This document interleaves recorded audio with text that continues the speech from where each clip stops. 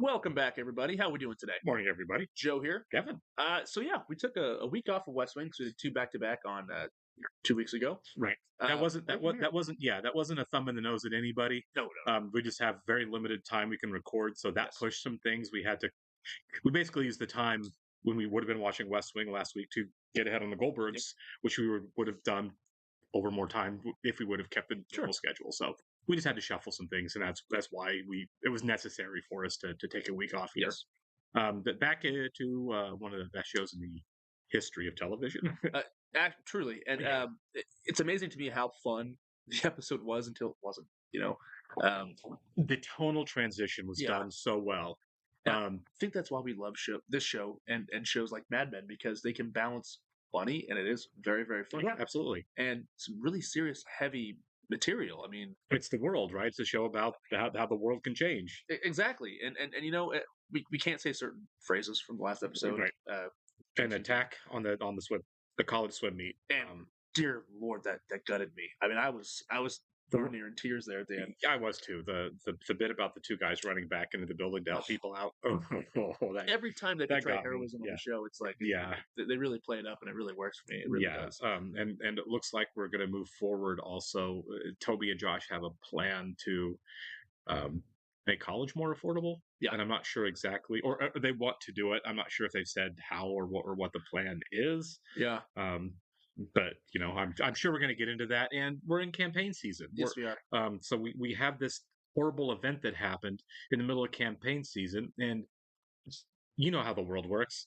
If something like this happens during a presidential campaign, it's all the candidates are going to talk about. Yeah, and say what you want about the post 2000 or post 9/11 stuff. When Bush was running for re-election, he stood up and said, "Only I can protect you and keep you safe." Yeah. And it worked. It really worked for him.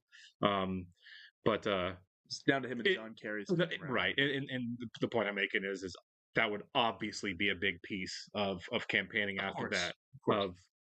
I don't know how it's going to play out in this show. But if something like that happened, I really doubt Bartlett's going to play that card. Right. But the one campaigning against him would, right? Sure. Well, you were president and this thing happened, so. Well, the irony is that Bartlett's a better fit to handle the situation than. Oh, I would think so. Oh my gosh, Richie is, yeah. Well, Richie doesn't seem, and we were very much sold that Richie doesn't seem like he is engaged and intellectual enough to be up to the task. Explosions, boy, I don't know. Yeah, right. Yeah, exactly. I still laugh at that line. Yeah, they did. I don't, I know that was an inflammatory line for us, the viewer, to be like, what is wrong with this guy? But I will say it really worked, because I've thought about that a lot. Crime, boy, I don't know. It was just like my life now. What? Yeah, I've been using it. Just ironically, obviously, but it's still, it's like, what a great 2-minute scene to sum up how dumb this guy is. Yeah, it really is. But they could have come out and done any number of things, but handling that with the tragic death of Mark Harmon's character, Simon, that was a really great way to handle that.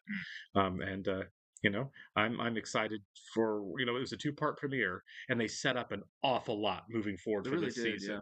Yeah. The campaign, the stuff that Josh and Toby are passionate about helping kids afford to go to college, which seems like a smaller thing, but I was intrigued by the way they did it. Me too. So I'm sure it's going to be intriguing the way they move forward, and then of course the attack. Sure. Which is going to be way heavy. Some of the funniest stuff on the last episode, though, definitely was Josh and Toby. When they're losing it over the daylight savings. That was pretty good. Yeah. We always see Toby kind of paired up with random characters, I feel like, because he kind of is like he's a perfect supporting character, so he can really gel with anybody. But when he's with Josh, it's always very, very special, I feel like. For sure. Absolutely. They're the two funniest guys in the show, in my opinion. Right. But even Sam, I mean, I don't know how much Sam we're going to get this season, because it's his last season on the show. Obviously, that was not broadcasted whenever the season came out. Right. Us knowing this in 2024. Sure. Last season for Sam, last season for Toby, or Aaron Sorkin. Yeah. So I really want to see if he gets like his ride off into the sunset moment, or if he gets more to do this season. Because I feel like in the last season, he was in it, and obviously had his episodes, but he wasn't in it as much as he had been previously. Well, yeah, I think early on the show was kind of set up to be his show. Kind of, yeah. Like he's kind of the star. And then Bradley Whitford kind of stole the reins. The writing, it wasn't. I don't think it was intentional. It was just the way the show unfolded. You kind of have to go where the story takes you, and the story. For me, this very much feels like Bradley Whitford's show more than anybody. I agree. Obviously, every character is important. Every character has their moments to really shine. But I mean, the first episode was is he going to get fired? And I feel like going from there, it's really kind of been Bradley Whitford's show overall. If I can make the argument for anybody else, I would say Martin Sheen, and I think obviously he's the president, right? Sporting. He's supposed to have a tiny part. Yeah, but with the campaign and the MS situation, it really felt like he is the star for a long time. And a lot of people let us know that we were watching that, like, he was just too good not to keep writing bigger stuff. You're not going to keep Martin Sheen on the sidelines when he's in your cast. It's funny. I watched The Dead Zone recently. I loved The Dead Zone when I was a kid. I haven't seen this when I was a kid, but I loved it. He's playing a candidate. He's playing literally the exact opposite of Martin. The bad candidate. Really jarring to see that. Yeah. All right. We do want to go and welcome B, George W01, and Kate to our Patreon group. Thanks so much, guys. We're very happy you're here with us. Thank you. We really are. And if you guys are watching us on YouTube for the first time, welcome to our channel. If you'd mind hitting the like button for us, please leave us a comment down below and hit that subscribe button so you can stay up to date with all the new content we have coming your way. Yeah, if you'd like to see a full-length reaction to this and everything else we've watched or are watching, please check out a link in the description below to our Patreon page. You'll find full-length reactions to all of the shows that we've done. We are at least 4 episodes ahead on every single show that we're watching currently, including The West Wing. So if you get done watching this on YouTube and want to keep going, you can jump over our Patreon page and do that. You'll need to sync and watch along on your own device or streaming service. You will only see and hear us for copyright purposes. Yeah. We are also watching 30 Rock as a Patreon exclusive. Okay, so this episode's called College Kids. I wonder if that's a continuation of the Toby and Josh or the or the attack. Sure. Oh, yeah. Good point. That's a great pullback. So is America going to be at war with Kumar by the end of this season? Well, obviously it's wartime in America during this, right? So. Yeah. But I wanted to say I've never been part of a street gang before, and that's basically what we are. It feels good. And I think when we're done with this meeting, I think we should go out and get girls and... Oh my God. Okay, Grandpa. The butcher of Kafar will have no choice but to resign. And we're sure he's talking about Israel. Well, the B movie dialogue is Toby and Josh are back. Picking right up. We are right up at the 3 episodes in one day, basically. Wow. We can't call their bluff. Why? Because they're calling our bluff. I'm hunkered down. I'm going to East Lansing. We're going to need a lawyer. The lady from Boogie Nights. That's all I can remember. Yeah. The evil mom. The evil mom from Boogie Nights, yeah. Can you tell us what he's going to say about the pipe bombing? He's obviously going to talk about it, but I don't know what he's going to say. I do want to underline their initial finding that it doesn't appear to have been an act of foreign terrorism. So it wasn't foreign? It was domestic? I guess so. What are yours? On Title IX? Yeah. Why is it an issue? Different. Which one is Title IX? Equal women in sports, I think. Unless I'm an idiot on this one. This is the third-party rule, 15%. Happens every 4 years. All right. It's a guy suing, so Stackhouse could be in the debate. I thought Stackhouse was supposed to end up endorsing the president. Bad would it be? It'd be bad. Which is why, even if for some reason he was allowed in the debate, he wouldn't do it. He's the one who's the kid at autism, right? Yep. The filibuster. Yes, he is. You have provisional clearance right now, pending successful completion of the SF-86 and GC-1 background check. Extensive questions on your past, personal, professional, financial. You have a crash button, which will bring the Secret Service in instantly and turn your office into a live microphone, which will be broadcast all over the building. It's cool, actually. Yeah, it's a bigger job, yeah. There are dead children, and then you segue to what? I don't know. I don't know either. I was asked here on business, which I usually conduct at my office. But history has shown that if you just wait and tell it to a divorce lawyer, you can have half my stuff. I don't want half your stuff. The White House Situation Room. Yeah. It's a biggie. We just call it that. Am I even allowed to be in here? Look at this stuff. It's a map of America. North America. What are you worried about? Yeah. Do you remember last May that a private plane carrying Kumari Defense Minister Abdul Sharif went down near Bermuda? And we believe, in fact, we know they're trying to frame Israel. They're producing phony evidence. How do you know? Can't tell you. Because we did. He's going to tell her. We know any evidence of assassination is manufactured because we destroyed all the evidence. Oh, what a chilling way to tell it. No kidding. It's rhetoric common to separatists. They're telling us that English is his first language. He didn't make any demands, sir. This letter isn't a threat. It's an announcement. It's crazy. Good camera work here, too. Oh, yeah. Joy cometh in the morning, sir. Thank you. I can't wait to see an actual debate between him and Richie. Oh, for sure. All I know for sure, all I know for certain, is that they weren't born wanting to do this. There's not enough character, discipline, and depth in our classrooms. There aren't enough teachers in our classrooms. They weren't born wanting to do this. Aaron Sorkin wrote this. Didn't hire somebody else, didn't hire a speechwriter. He wrote this. Yeah. He told you to talk to me? He told me to make contact with a lawyer. General Counsel for the United Nations, which is when you found out you could buy stuff with money. Page 3, please. But you got a real job, paid money? Yeah. I don't have any experience with what you're talking about. Nobody does. No. Yeah. And we're talking about we killed Sharif. I think he sold her. Yeah, for sure. I mean, it's nothing on her. She's just a lawyer. So we all know that CEOs get bonuses that workers don't. Toby, college costs, investment in the future workforce. And isn't that a better use of capital than writing off the bonuses? Yeah. Yes. I agree. Toby, every nickel spent on college tuition should be 100% tax deductible. We did that for a while. Obama did that. Really? It got rolled back in 2020 a little bit, but yeah. That's exactly what I was going to tell you. Wow. Now there's like a $2,000 cap on it, but still. Don Quixote wasn't an explorer. No, but he rode around on a horse. You sleep? He rode around on a donkey, didn't he? It was a donkey. Yeah. Would you tell him he doesn't have to worry about the district court? I told him already. They're not going to rule for Sullivan. They ruled for Sullivan. You could listen to Ron Silver every once in a while because he's right all of the time. It seems like it, doesn't it? Yeah. I see a copy of the decision. The 15% rule benefiting the two major parties is partisan politics of the worst kind. The appeals process is going to take too long. We're going to have to go to the Supreme Court. Why isn't college tuition 100% tax deductible? I don't know. Why do flammable and inflammable mean the same thing? What if we capped it at 80,000? I was asked as a campaign issue if we should re-examine Title IX, which is, by the way, a wedge, or more men are interested in sports than women. We don't need a study to tell us that. Talking about players, not spectators. 493 of them. I've known people who've gone to college on rowing scholarships, women. Yeah. Because of Title IX, yeah. I'd like to go through some of your answers on the SF-86, if that's all right. Sure. Let's stick some arsenic in President Bartlett's drinking water and see if he delegates the responsibility to the World Bank then. Okay, Yeah, this is serious stuff, we were 4 feet away from when the gun started firing. Yeah, it's not funny. Especially if you're working there. Yeah. I want this job, Charlie. I didn't before, and I do now. It's making the rounds that Governor Ritchie called the Chancellor's office. What's wrong with that? He's angling for an invitation to the memorial. And Ritchie and I are simply going to have to summon the humanity to keep this from being a political event. yes, sir. In the meantime, what do we have by way of stalling tactics? A misinformation campaign. We ought to be good at that. We leaked that Sharif used his U.S. trip as an opportunity to fly to Libya. 10 of those things under the bleachers at a basketball game. They've got good leads. Okay. Sir. In ascending order of age, would you get my daughters on the phone, please? Oh, yeah. Ascending order of age. Start with Zoe. Yeah.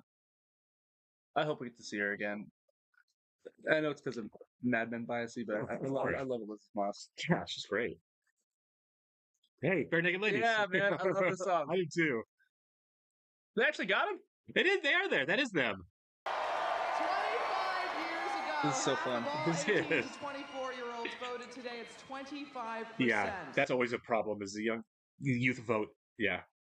Think government isn't about you? How many of you have student loans to pay? How many want kids? I don't know. I don't know.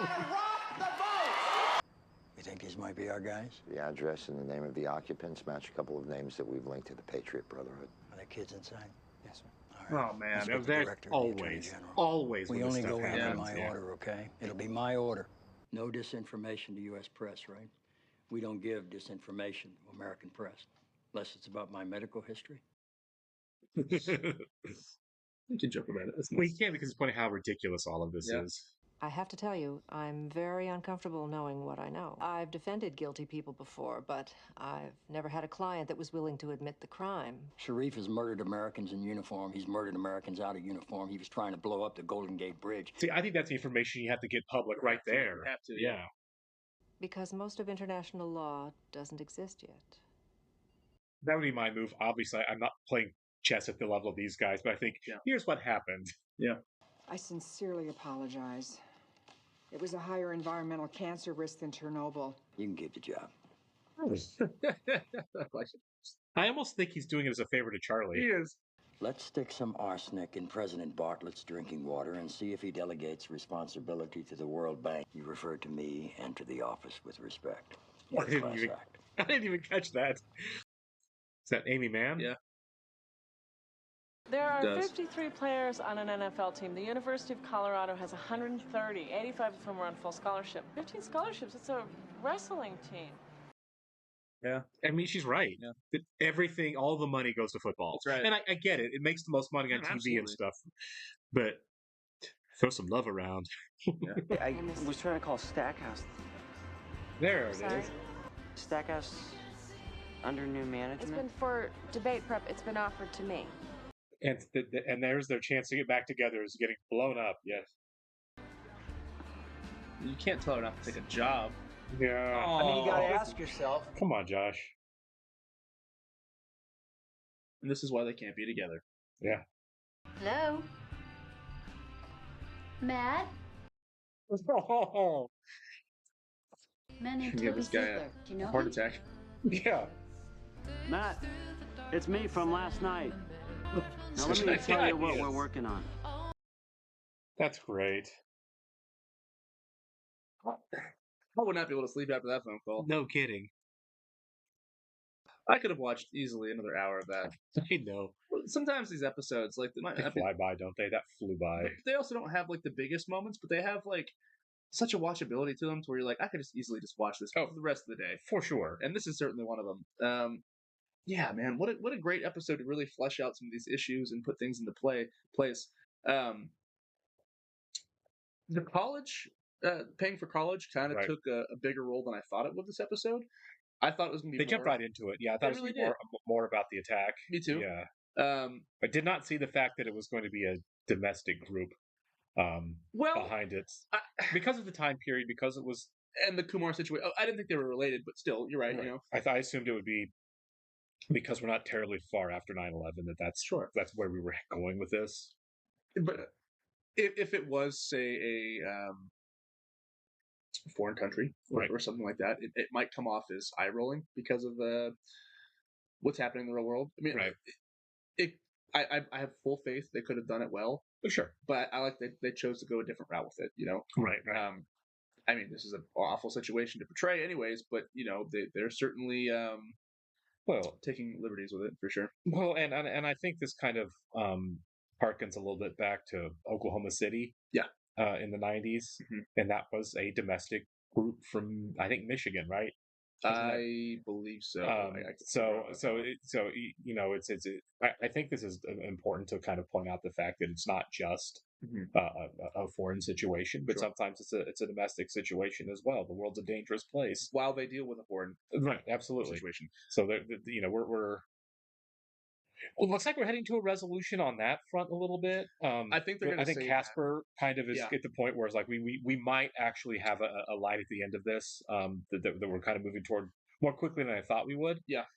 But obviously the Kumar thing is really looming big, and the campaign is really the kind of the two hovering events, right? I would not be surprised if early on the next episode we see the arrest or the kind of guys, and then I assume it's going to go badly because it's going to parallel. There's going to be collateral damage. There's children apparently in the compound, like there always are. In these kind of situations, these people men are nuts. Like I don't understand it. Yeah, it's what goes wrong in your life to where you end up in that situation. You know, I mean, well, yeah, I mean, it's so tragic. Yeah, when you start getting into the malicious stuff, things get real weird. It's dark. Yeah, things. When you get into the people that camped out in what was it, Nevada? I can't remember their names. A couple years ago, because one of them owed huge money, he wasn't paying for grazing rights on federal land. Oh man! And so they just compounded up and grabbed guns and said, "I dare you, government, to come get me." And things, of course, got ugly, right? So one guy ended up getting killed in part of the standoff stuff. It's so bad that this happens so often that you kind of forget situations and events. It's like, it's like which palm in the face issue are we really dealing with here? Yeah. But I like how they're handling the college thing. It really did become a thing after Obama became president, where it's like, I was in college at the time, and it was like, deduct this money, that I paid for tuition and books every year, and it really did help.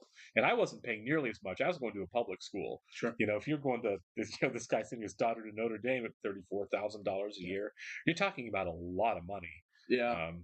A crazy amount of money. That's bigger than a lot of people's salaries, By the time I was in university, it was it might have still been a thing, but it was still quite expensive. Sure. Oh, of course. FAFSA helps, obviously. Right. But getting your tax deduction on that is you're still paying the money actually for the tuition out of pocket. Yeah.